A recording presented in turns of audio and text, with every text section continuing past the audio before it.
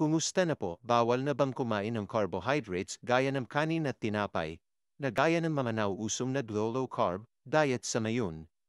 Kasi EMS na carbohydrates ay taba naman ng mga karne ang kanilang pamalit.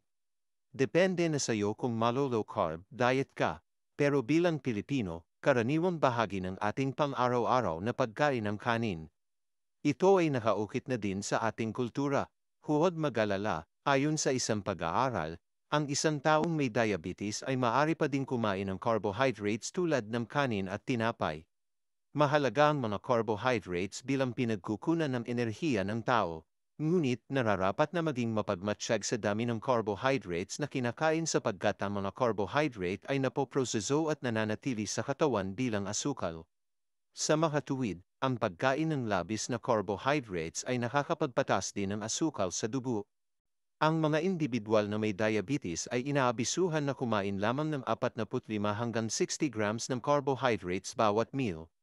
Maraming pwedeng pagmula ng carbohydrates sa bawat meal tulad ng kanin, tinapay, cereal, bihon, pasta, starchy vegetables tulad ng patatas, cassava, peas, squash, beans, mga prutas, at iba pa.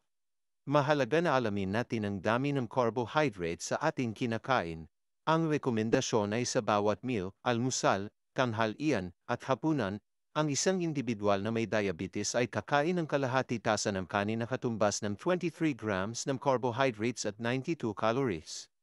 Ilang mga pagkain na maaring kainin sa halip na kanin na kapareho din ng dami ng carbohydrates ay kalahating piraso ng mais, isang piraso ng suman sa ibos, 3 piraso ng pandesal, 2 piraso ng whole wheat bread o 1 tasa ng noodles, bihon, spaghetti o macaroni.